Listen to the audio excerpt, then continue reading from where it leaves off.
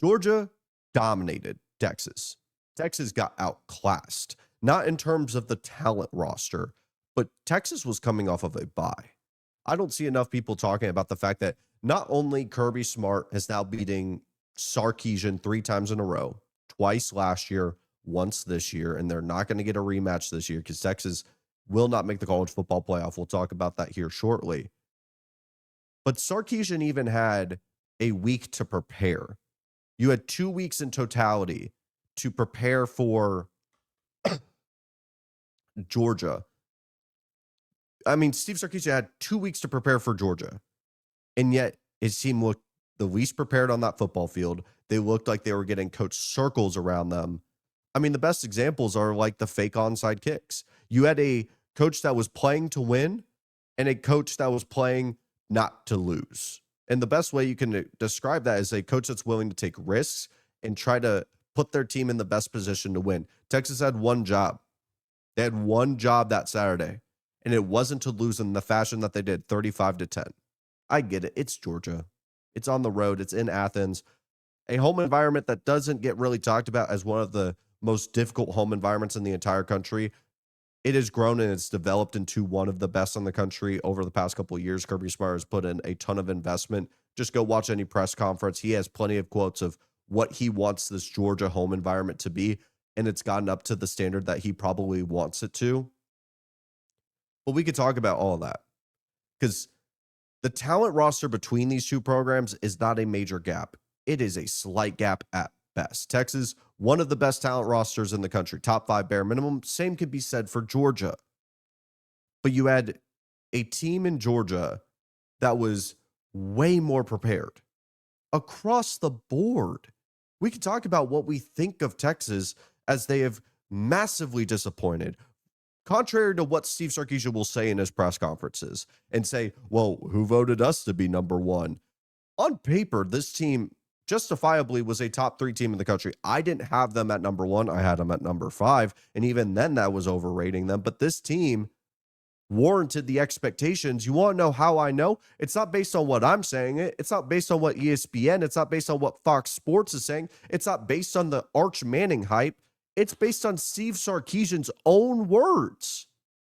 He himself said, we have been building up to this year. This is the first year where it's our guys. It is not the previous past of the previous iterations of Texas football still sprinkled into it. This year, 2025, was the Sark-filled Texas roster. So he said they built up to this year, and guess what it's provided? A 9-3 at best type of season. It could be 8-4. That is what their season could be. I mean, to walk into Athens, not even Athens, let's talk about this. Texas is sub 85 rushing yards, not per game, in the 3 attempts against Georgia. Texas has 9 penalties versus Georgia's 1. And I wrote here, Kirby outcoached Sarkisian coming off of a bye. That's the difference between elite coaches to very good. Now, Sarkisian is one of the best in all of college football, one of the best offensive minds, one of the best talent acquisition coaches. He could build a great staff. I have nothing but more than positive things that I do negative when it comes to Steve Sarkisian. But it is completely fair if you were a Texas fan to ask, is this good enough? Now, I'm not saying any hot seat talks. That's not what we're doing here. But you can ask the question, as you've seen time and time again, that Steve Sarkisian and this Texas team does not look the same on the road versus at home. They're holding on to the very little goodwill left from that traveling spot to Texas, or that traveling spot to Bama and beating Nick Saban on the road. But you haven't been able to beat Kalen DeBoer. You haven't been able to beat Kirby Smart. And when you do go against those teams and when you do go against those coaches, there is a very clear gap in which team is more prepared and which team kind of shrivels up in the moment. Now, we have to talk about Georgia because as much as people are going to focus on Texas and, what opportunity was missed out, because they could have lost the game and still been in a great spot for the college football playoff if they were to go beat Texas A&M at the end of the year. If they had lost on a last minute field goal, 30-27. You could probably go and win at Texas A&M at home and still make it to the college football playoff. 35-10 eliminates you from the college football playoff. But like I said, let's talk about Georgia. Gunnar Stockton, a surgical quarterback. That performance launches you into Heisman contention. Does it get you an invite to New York? More than likely not. But the dude was an absolute surgeon. And when Georgia has needed him the most, after being doubted time and time again this offseason as a guy that probably can't throw the ball with any kind of level of efficiency, can't really command an offense, at best is a game manager who can scramble a little bit, Gunnar Stockton should get more respect. At the end of the day, this is a guy who has came in and been a huge catalyst. I think of time and time again against Tennessee, when Tennessee just absolutely blitzed Georgia, got up to a huge lead. Who was the quarterback that kept clawing back and putting them in a fantastic position to win? That throw, that fade route down the right sideline, gorgeous. Gunnar Stockton has stepped up time and time again. And frankly, you can make the comparison to Stetson. Is he the most gifted athlete on the field? Does he have the biggest arm? No, but does he make plays and create enough and put the best position to win the games? And frankly, I'm blanking on the OC's name. Mike Bobo. Mike Bobo should get a ton of credit. I get Georgia fans are hypercritical on him, but they're very quiet following this weekend. This Georgia offense was incredible, and they're playing their best football yet because they're not getting off to slow starts.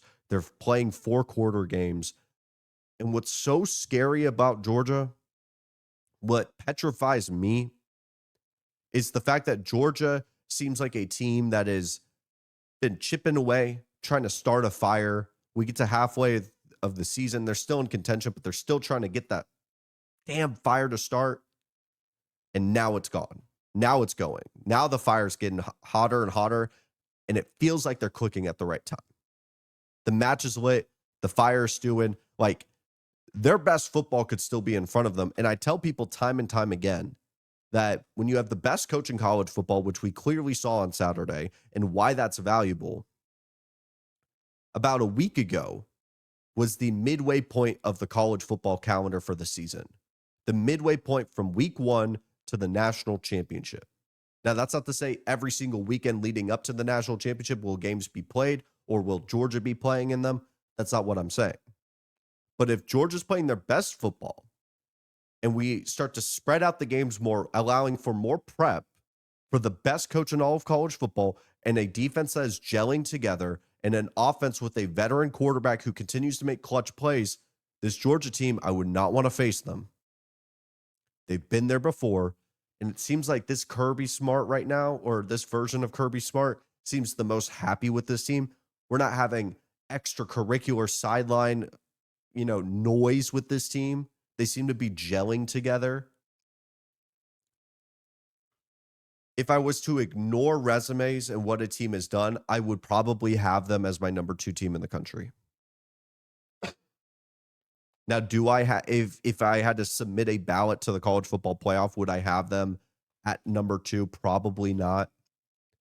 But I have so much respect for what Georgia has done, and they are probably, after Ohio State, I think they would be the most likely to win a national championship following them. If I was making the betting odds market, I think they're more likely to win it than a Texas A&M and then an Indiana. And then after that, it's a crap race of whoever could win.